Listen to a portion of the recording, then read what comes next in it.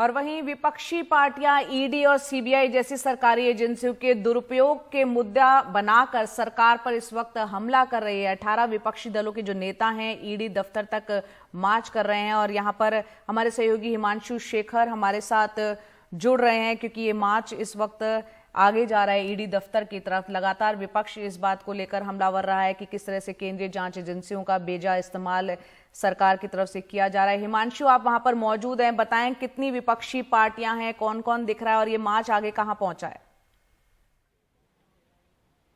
देखिए, इसमें 18 विपक्षी दल के नेता शामिल हैं। अभी थोड़ी देर पहले जो कांग्रेस अध्यक्ष और राज्यसभा में विपक्ष के नेता हैं मल्लिकार्जुन खड़गे, उनके दफ्तर में एक स्ट्रैटेजी मीटिंग हुई थी विपक्षी नेताओं की, जिसमें यह तय किया गया कि वो इन्फोर्समेंट डायरेक्टरेट का जो दफ्तर है वो करीब 2 से 3 किलोमीटर है संसद भवन से, वहाँ वो पैदल चलकर वहाँ जाएंगे और अपनी शिकायत वहाँ पर दर्ज कराएंगे। लेकिन उनको रोकने के लिए संसद भवन के ठीक सामने जो विजय चौक का क्षेत्र है उसको पूरी तरह से सील बंद कर दिया है दिल्ली पुलिस ने। और आप देख सकते हैं मेरे पीछे बहुत बड़ी संख्या में जो पुलिस की डिप्लॉयमेंट यहाँ पर की गई है और करीब 250 से 300 दिल्ली पुलिस और अर्धसैनिक बलों के जवान हैं जिनको यहाँ पर तैनात किया गया है। आप तस्वीर में देख सकते हैं एक बैरिकेड, एक लंबा बैरिकेड यहाँ पर लगाया गया है और उसके ठीक पीछे आप देख सकते हैं दिल्ली पुलिस की गाड़ियां हैं। करीब 10 गाड़ियां यहां पर दिल्ली पुलिस की लगाई गई हैं और इन्हीं गाड़ियों में जब विपक्ष के नेता यहां पर आएंगे मार्च करके संसद भवन के बाहर, तो उनको यहां पर हिरासत में लेकर जो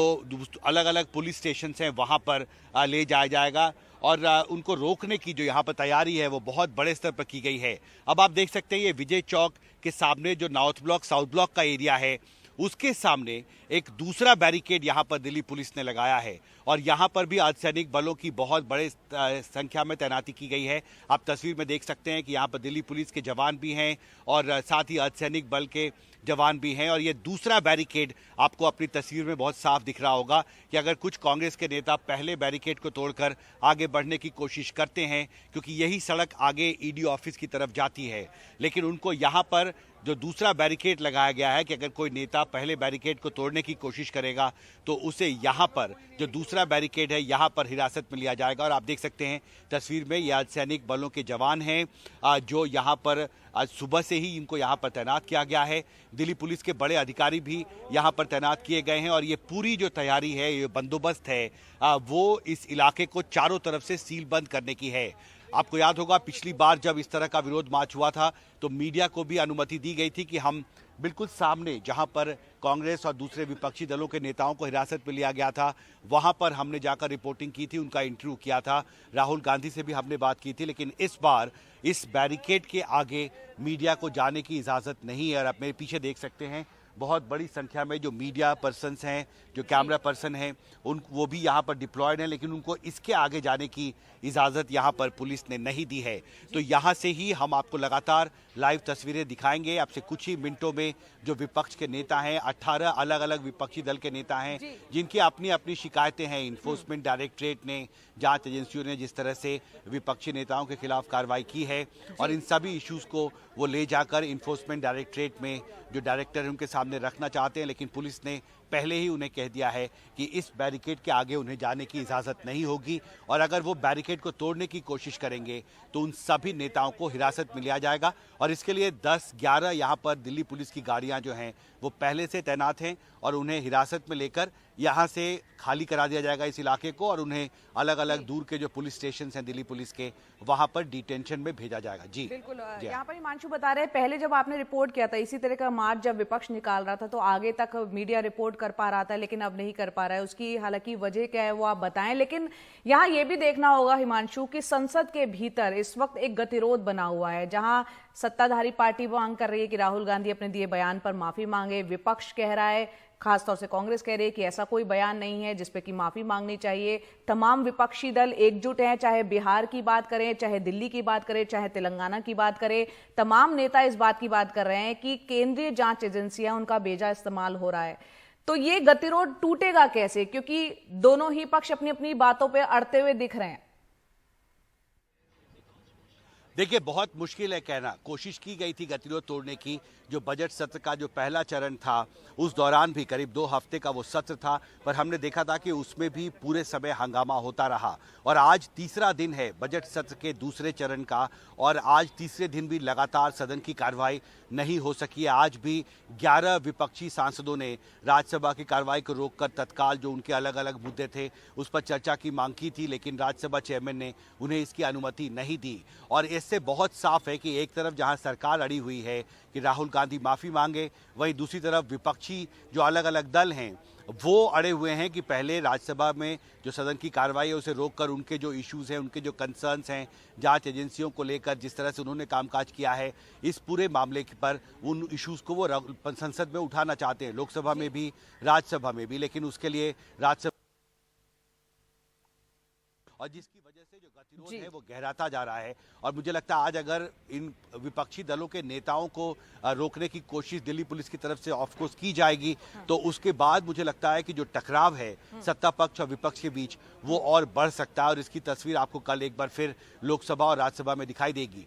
महत्वपूर्ण ये भी है जया कि जो दूसरा चरण होता है इसमें जो बजटीय प्रस्ताव हैं, जो फाइनेंस बिल है, ऐसे कई अहम और महत्वपूर्ण फाइनेंशियल लेजिस्लेशन है, वित्तीय विधेयक हैं जिनको पारित कराना बहुत जरूरी होता है। लेकिन जिस तरह से ये टकराव बढ़ रहा है उसमें इस तरह के जो महत्वपूर्ण वित्तीय विधेयक हैं, फाइनेंस बिल जैसा महत्वपूर्ण लेजिस्लेशन है, उस पर ठीक से चर्चा हो पाएगी ये कहना अभी फिलहाल बहुत मुश्किल है, क्योंकि बीच का रास्ता निकलता अभी फिलहाल नहीं दिख रहा है। और मेरे पीछे आप तस्वीरों में आपको दोबारा दिखाने की कोशिश करते हैं कि पुलिस की हलचल बढ़ी है।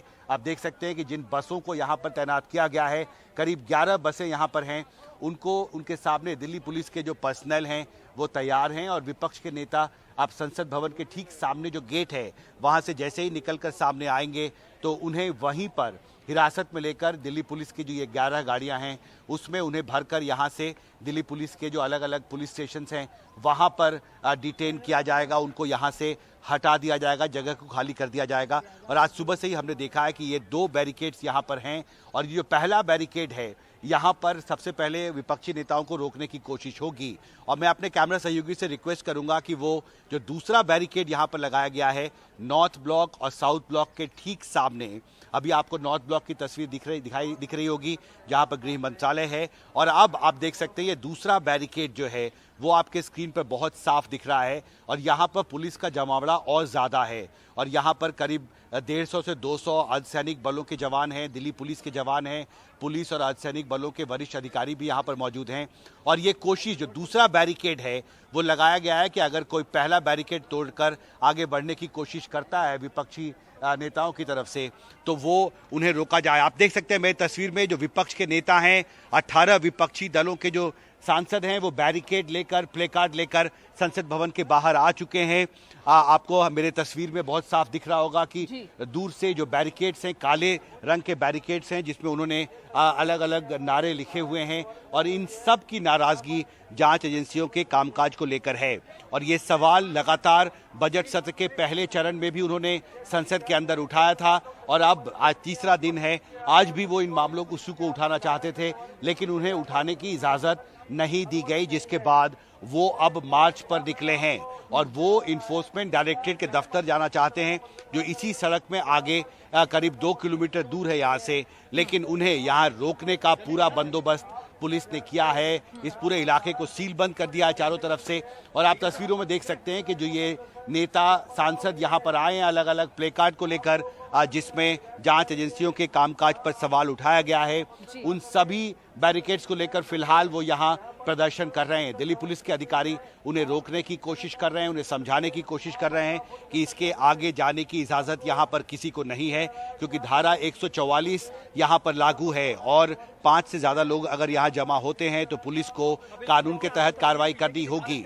लेकिन फिलहाल जो विपक्ष के सांसद हैं वो अड़े हुए हैं, वो धीरे धीरे पहले बैरिकेड की तरफ आगे बढ़ रहे हैं। आप तस्वीरों में बहुत साफ देख सकते हैं कि इसमें विपक्ष के कई वरिष्ठ सांसद जो हैं वो यहाँ मौजूद हैं, लेकिन किसी भी रिपोर्टर को इस बैरिकेड के आगे जाने की इजाज़त नहीं है। और वहाँ पर करीब 100-150 पुलिस के जवान हैं जिन्होंने एक और घेराबंदी की है, जिस वजह से जो पूरी तस्वीर है वो भी साफ नहीं दिख रही है। आप सिर्फ प्ले कार्ड्स को यहाँ से देख सकते हैं और इस बैरिकेड के आगे किसी भी जो रिपोर्टर है उसको जाने की इजाजत यहाँ पर नहीं दी गई है। फिलहाल जो विपक्ष के सांसद हैं वो अड़े हुए हैं, वो इन्फोर्समेंट डायरेक्टरेट जाना चाहते हैं, वहां पर अपनी शिकायत दर्ज कराना चाहते हैं। लेकिन आप बता रहे हैं कि जो एक बैरिकेड है उससे आगे आप लोग नहीं जा सकते, तमाम मीडिया कर्मी, जबकि पहले जब इस तरह का मार्च निकला था तो तमाम मीडिया वहां से नजदीक जाके रिपोर्ट कर रहे थे, विपक्षी सांसदों से बातचीत भी कर पा रहे थे।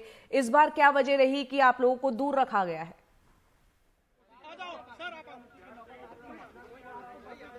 जी, अपना सवाल दोहराएं जया। जी हिमांशु, हम तस्वीरों में लगातार देख रहे हैं अब ये मार्च शुरू हो गया है। आप बता रहे एक सर्टेन एरिया है जहां बैरिकेड लगा दिया गया है, मीडिया को वहां उससे आगे जाने की मनाही है, जबकि पिछली बार आपने वहां से रिपोर्ट किया था, सांसदों से बातचीत की थी। इस बार ये मनाही की वजह क्या बताई गई है? देखिए, इस बार ये कहा गया है कि यहाँ पर धारा 144 लगा है इस पूरे इलाके में। आमतौर पर जब संसद का सत्र होता है और उसके अलावा भी यहाँ पर धारा 144 लगाया गया होता है, क्योंकि एक बहुत ही हाई सिक्योरिटी जोन है। यहाँ पर संसद भवन भी है, गृह मंत्रालय भी है, रक्षा मंत्रालय भी है। और ये जो सड़क है आप तस्वीरों में देख सकते हैं, इस पर धारा 144 365 दिन यहाँ पर लगी होती है और किसी को भी यहाँ पर जमा होने की इजाज़त नहीं होती है। और इसलिए यही बात यहाँ जो विपक्ष के जो सांसद यहाँ पर सामने आए हैं उन्हें भी ये बात दिल्ली पुलिस के वरिष्ठ अधिकारियों की तरफ से बताई गई है कि यहाँ पर विरोध करना अलाउड नहीं है, यहाँ विरोध प्रदर्शन की इजाज़त नहीं दी गई है। ये एक हाई सिक्योरिटी जोन है, यहाँ धारा 144 है और इसलिए अगर यहाँ पर ज्यादा लोग जमा होंगे तो खिलाफ कार्रवाई करनी होगी। और इसलिए फिलहाल इन जी हिमांशु, हम देख पा रहे हैं यहाँ पर जो तमाम विपक्षी सांसद हैं, जैसे कि आप बता रहे हैं 18 विपक्षी दलों के नेता पहुंचे हैं जो ईडी दफ्तर तक ये मार्च निकाल रहे हैं। और ये सीधी तस्वीर इस वक्त आप देख रहे हैं। इन तमाम विपक्षी दलों का कहना है कि जो जांच एजेंसियां हैं, केंद्रीय जांच एजेंसियां, चाहे वो सीबीआई हो, ईडी हो, किस तरह से विपक्षी पार्टियों के खिलाफ उनका बेजा इस्तेमाल हो रहा है, इसी का विरोध दर्ज कराने के लिए तमाम विपक्षी पार्टियां, जिसमें 18 विपक्षी दल बताए जा रहे हैं, वो ये मार्च निकाल रहे हैं।